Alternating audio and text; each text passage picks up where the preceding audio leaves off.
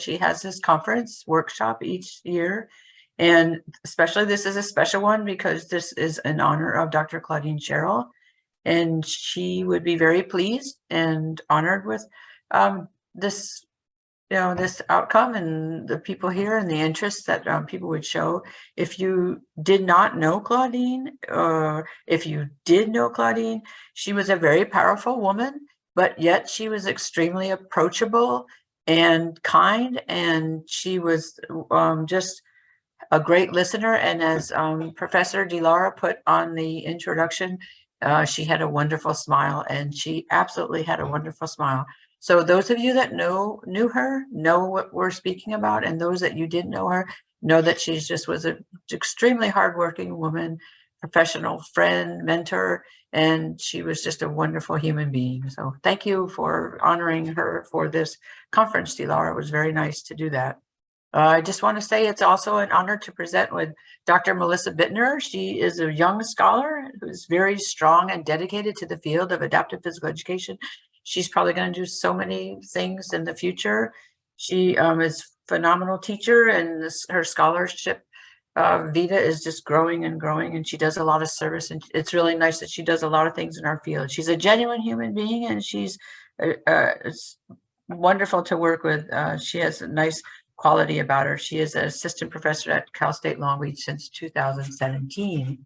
And today we're going to present on universal design, focusing on this conference related to developmental approaches. And hopefully you will ask questions and we can help you through any of our slides. If you have any questions, please feel free to ask. So we'll move on to our next slide. And these are our objectives to our presentation. We're going to discuss what universal design is for learning. We'll go over the S's for modification are related to universal design, and we'll go over some specific videos so you can actually see some of the changes, and hopefully this will help you with some activities. And you can see our little cartoon, which is a little modification of a ball there. So that's just a cute little picture. And this is a nice, conceptually, this is what you can see with universal design in this little caption. For a fair selection, everybody has to take the same exam. Please climb that tree. So you can think about this, and if you look at this and you think of our students and how different they all are, we ask them to do one task. I'm just going to ask the audience to think about, what do you think one word is that describes this now? What's the word that we're all thinking about now? Universal design is not different from inclusion. So if you think about it, it's very similar to inclusion, but universal design has different areas that you can branch out from, and it helps with the instructional process because we look at the learner and the environment. So we want to get away from this thinking that everybody can climb that tree and they all can. A fish and an elephant would have a difficult time. So we have to think that way when we think of universal design. We want to include everyone. So we want to consider the needs of the broadest possible range of users from the beginning. So instead of having, like the cartoon, instead of having one approach, you as a teacher, whether you're a professor or teacher in the public school or even an administrator, you have to think of multiple teaching strategies. You have to open up your mind a little bit further instead of just like the cartoon one way. So a lot of schools are still that way, and we need to change that approach. Everybody needs to do all this testing for this one test, and we need to open it up. It doesn't mean one test. We have to find different ways so that we all can make successful students are successful. So one way to do that is through, we'll go to the next one. Sure. In addition, universal design kind of takes its origin from architecture, and that a lot of buildings might have ramps for a wheelchair user to enter the facility, or they might have Braille on the outside of the door for individuals with visual impairments, or maybe a button to open the doors. So universal design for learning takes its origin from architecture so that everything is accessible for all individuals. So that is what we're looking to do, but with a physical activity lens. So in these pictures, the first one on the right-hand side, you see maybe a traditional basketball line with kids. They're all shooting with the same size basketball, all shooting from the, to the hoop that's the same size, and maybe they're all shooting from the same distance. But the picture now on the left-hand side, you can see different ways that we might be able to modify the game of basketball so all students can be successful. Maybe we put a hula hoop on top of a basketball rim, and now they can shoot into the hoop, or they can shoot into the hula hoop. Or instead of the hoop, maybe we use buckets that they can shoot into. Or you can see different balls. We have a traditional basketball, a bigger ball, a smaller ball, or maybe we even simply have a yarn ball or a beanbag that they drop into a hula hoop with just grasp and release. Everyone is playing basketball in these pictures, just maybe in a slightly different way. And that's a strong concept with universal design for learning. Here is another picture of universal design for learning. In the chat, why don't you share some modifications that you see in this picture that the teacher is doing so the student can be successful in baseball?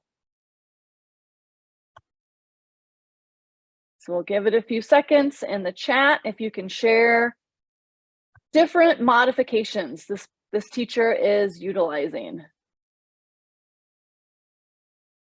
And thanks to University of South Carolina, Dr. Sally, for this picture. All right, so in the chat, hopefully we see things like, you can see this paddle, this lollipop paddle that they have taped to the end. The bigger paddle is going to hopefully equate to more success. And when students are successful at doing something, then they're hopefully going to want to do more of it. You can see the large size ball. Again, a larger ball hopefully equates to more success.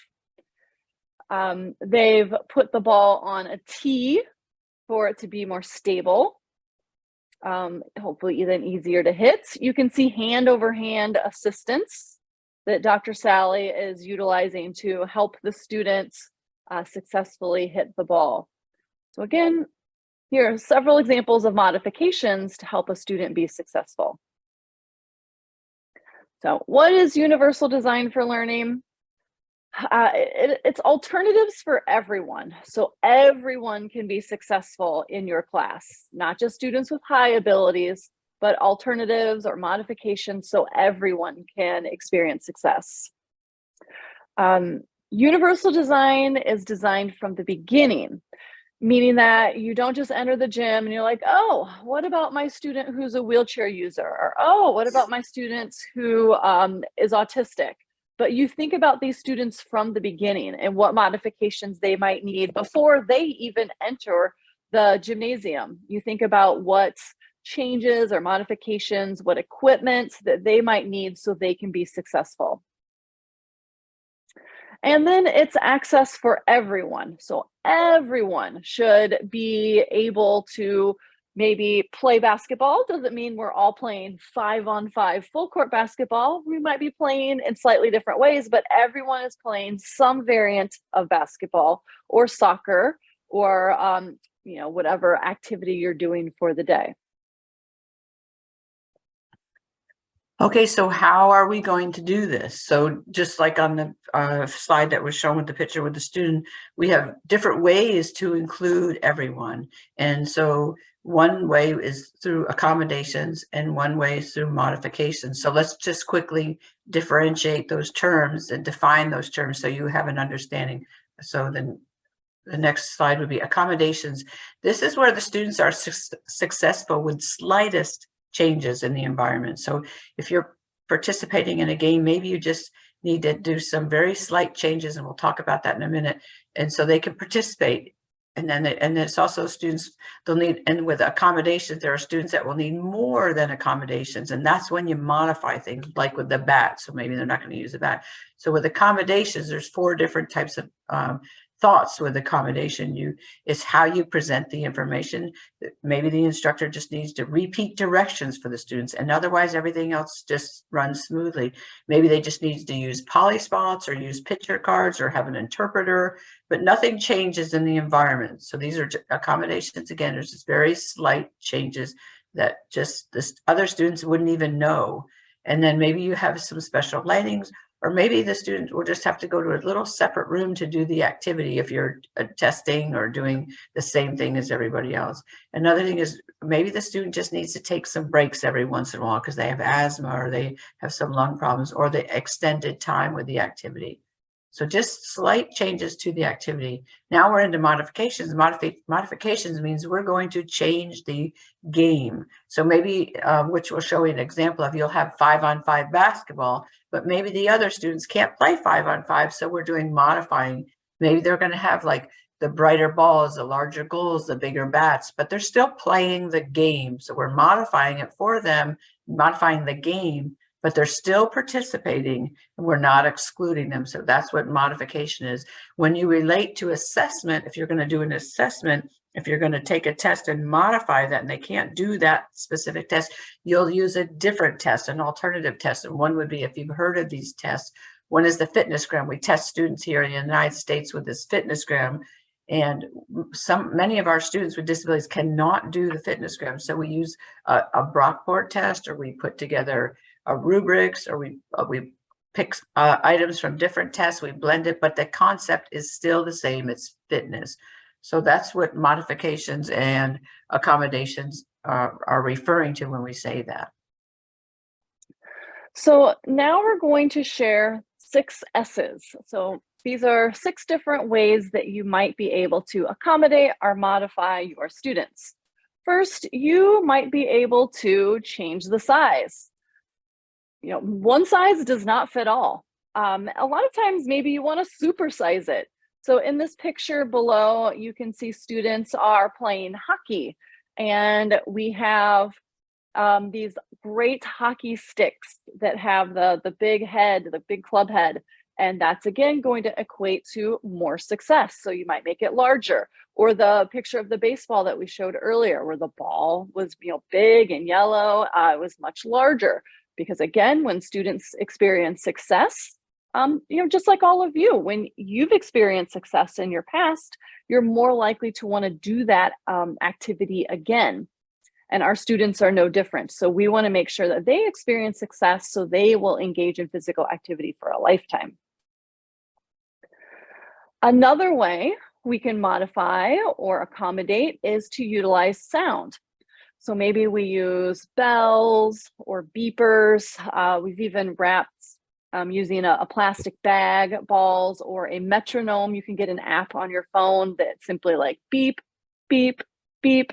And we might put that metronome behind bowling pins, so the student knows where the bowling pins are. Or you could simply clap behind the bowling pins so the students can acoustically hear where the bowling pins are. We put a metronome on top of a basketball hoop so they know where the hoop is at.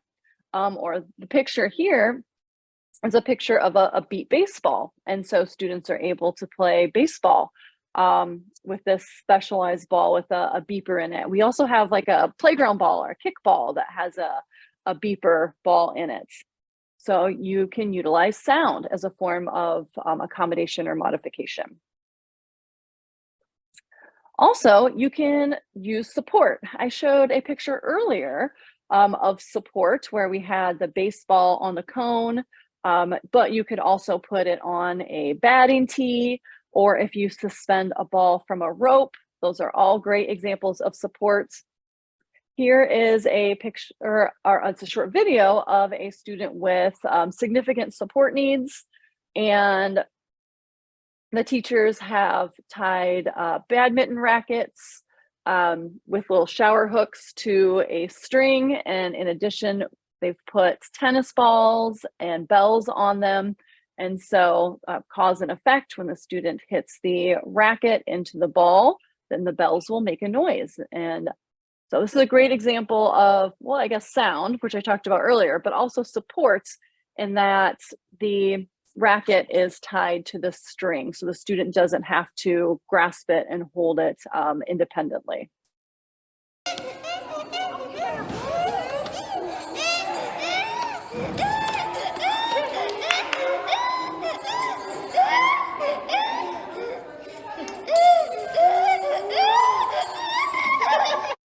Great, so there you can see the support, the assistance of keeping that racket there tied to the string.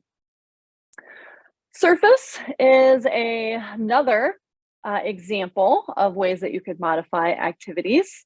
So with surface, you could add texture, like put Velcro or string around a ball, especially for our autistic students who have sensory. They can grasp and feel that ball, get some texture feedback. You could add color to the surface, lights.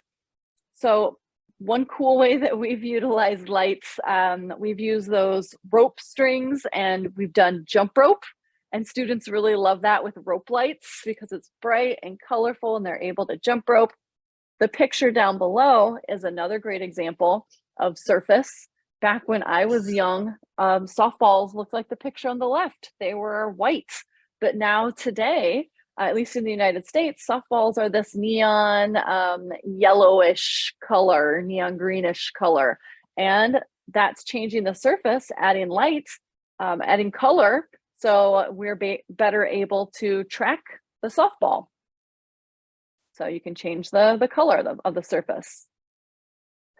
Speed is another great way we can accommodate or modify our students. Oftentimes we want to slow things down so they have more time to process. So we might use a balloon or a scarf, beach ball. We also have these lightweight balls, or you can even just simply take air out of a soccer ball or put sand into a ball to make it slower. So here's a fun example of a modification where we slowed some things down. The picture on the right, we have a student who is just dribbling a basketball, traditionally dribbling a basketball onto a poly spot.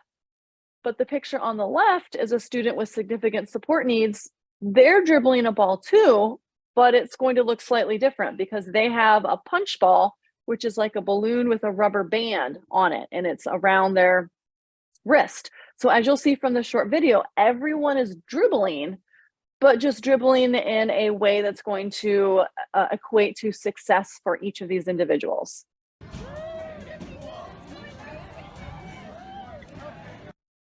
And the picture on the right was just a still. So he's dribbling traditionally, and then the picture on the left, that student's dribbling, but just in a slightly different way. And finally, the last S is switches. This is a method to activate equipment with less force than what's typically considered normal. So they might activate the switch with their hand and push a button, or their foot, maybe their mouth, or even their wheelchair. So here is a short little example of a switch. So once I hit the button. So this is the switch, and it's connected to a leaf blower, and woo, it blows then the scarf into the air, and the student could even then try to catch it.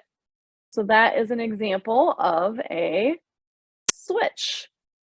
So again, an activated device that can be activated with less force than what's considered normal. So when the student is not able to toss the scarf themselves, maybe they're able to push the button and activate the switch.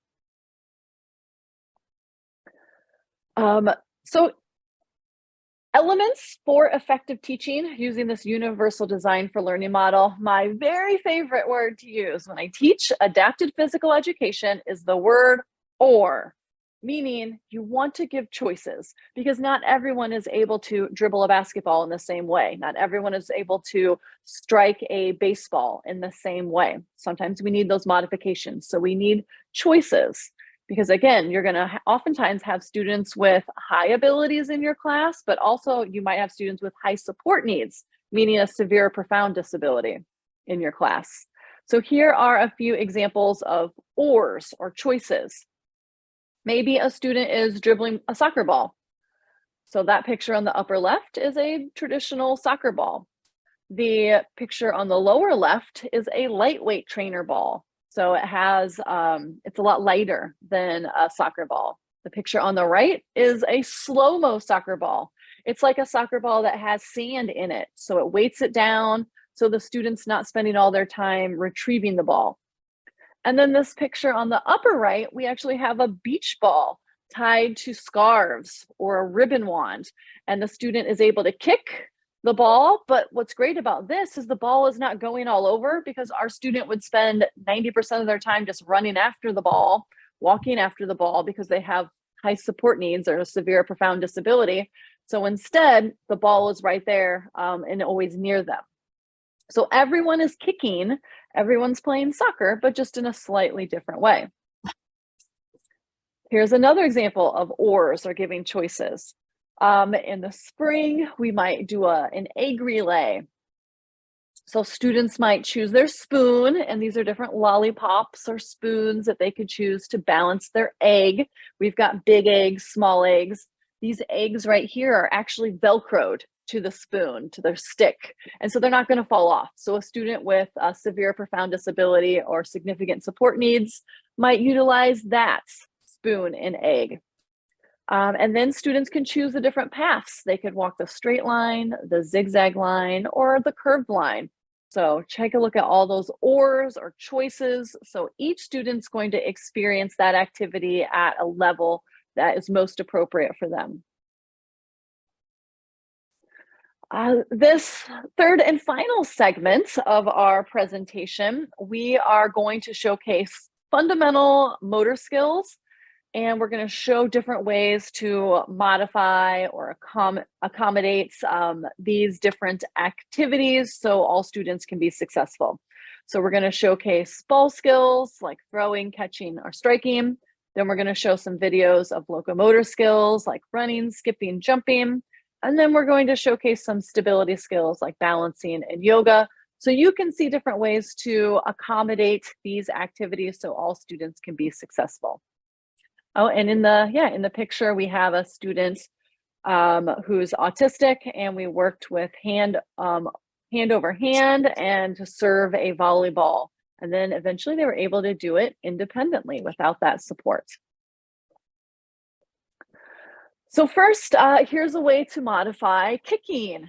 So I showed a few examples of kicking earlier, but here is an example of this student. We have a balloon, it's tied to a string, and now she's able to kick and get more repetitions in and not have to run around and chase after that ball.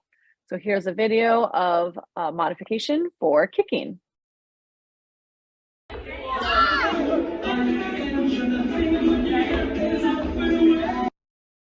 All right, so you can see she's about 5 years old and very early elementary stage for kicking, but this is a great way for her to work on that initial foot eye contact and getting the swing phase for kicking. Next, in ball skills, we have a modification for striking. So this is an adapted physical education teacher, and she has a fan, and on the fan, she has two of these beach balls. She has a paddle, and she's going to work on striking. And you could even call out the color, like I want you to hit the purple ball, or I want you to hit the yellow ball. But this is a great way to modify striking using, again, those S's we talked about earlier. That in this instance, we've made the ball much bigger. Also, you can see that we've supersized the paddle. The paddle is nice and large for more success. And also stability. The fan is going to help that the ball stay in a pretty generalized area.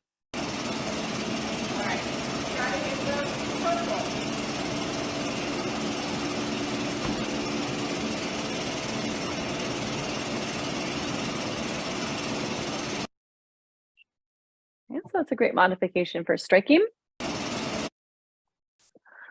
Next, some locomotor skills. We have modification for skipping. This is in our after-school program. We have an autistic student here, and he's about 9 years old, and he is working on the rhythmic pattern for skipping.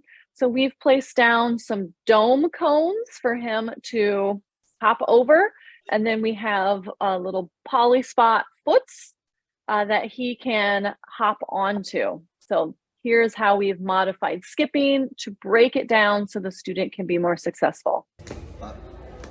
Ooh, nice try. Nice try. You can try again. Yep, so he's going to work on hop on the poly spot, step over the dome cone, hop, yep, step and hop.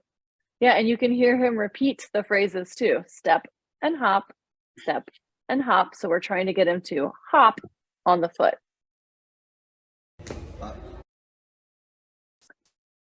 All right, and here we have a locomotor skill of jumping. So we've utilized a hula hoop here, and the student is going to jump through the hula hoop to work on his emerging skill of jumping. So we're working on, and it's kind of the initial phases of jumping a rope, but we've used a hula hoop here to start off with this skill.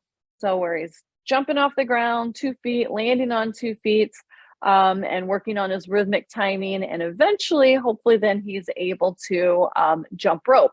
But starting with this hula hoop, which is a little bit heavier, he is able to work on those initial stages of jumping. And finally, we have some stability skills.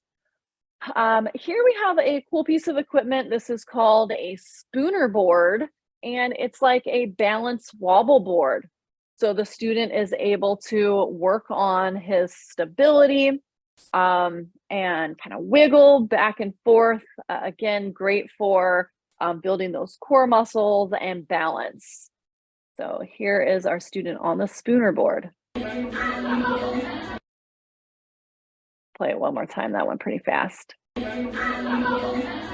So he's able to wiggle back and forth on that board and work on his balance. He's pretty good at it. And also here with stability skills, we have an example of yoga, but this is again showcasing these oars. So we have 2 students in front who are doing the yoga skills standing. And we have one student who is doing the yoga skills seated. So again, you can say you can do it standing or seated. And he has pretty high support needs. And so he's sitting with his aid on the ground and is going to do the yoga skill seated.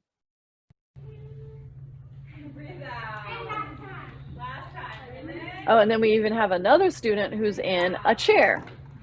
She's seated in a chair. So again, everyone's doing the same yoga pose, the same movements, but they're just doing it in a slightly different way. So each can be successful in their own fashion. Okay, thank you, Melissa. We're going to try to bring this together. I know we're getting close to our time, so this next 4 slides, conceptually, they mean all the same, but we're going to bring those accommodations and modifications together in a setting, gymnasium or classroom setting, so that everyone can participate, including those students without disabilities. So physical education, you can be designed and have a universally designed setting to include all, and so that all students move through a different continuum using a developmental process. The next slide is going to show us different ways you could set up your gymnasium or set up your environment. In your first setting area, you may have some movement exploration activities.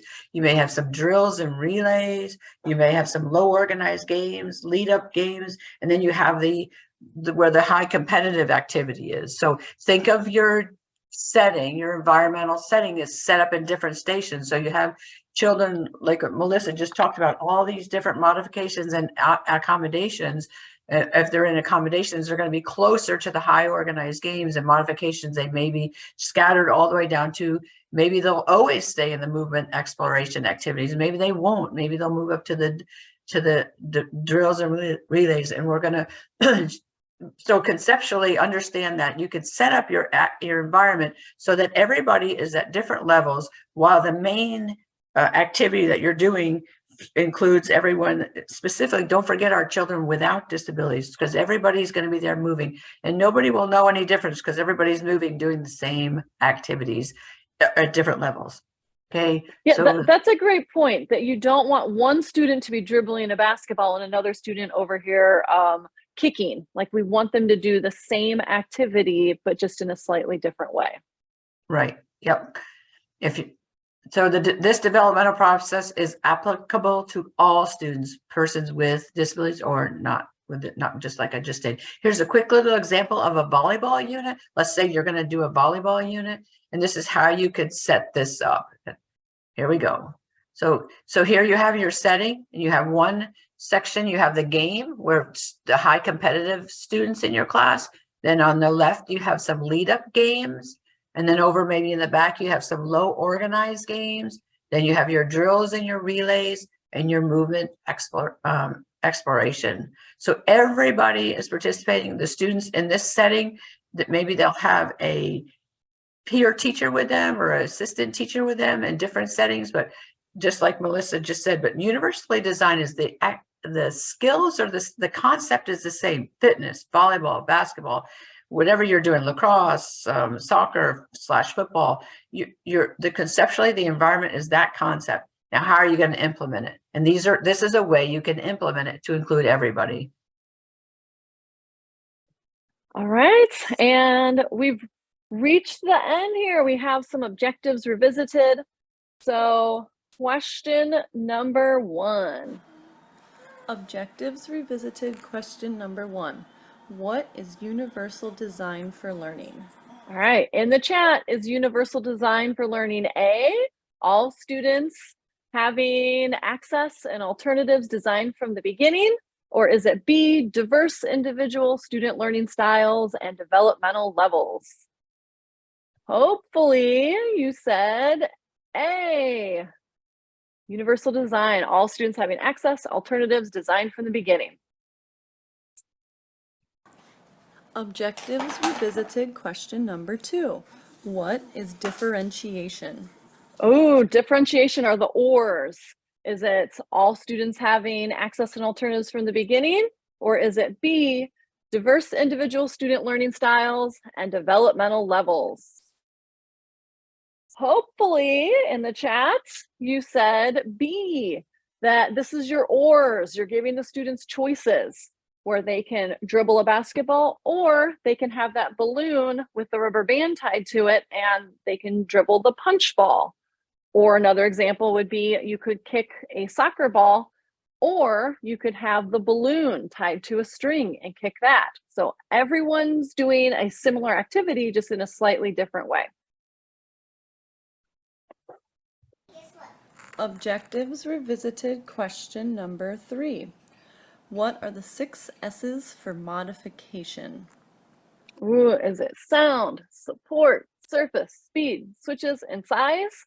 In the chat, put A, true, or B, false. Hopefully you put A, true. Yes, those are the 6 S's. All right, and we want to thank you. Here is our email. If you wanted to contact us, reach out. We're also very active on social media.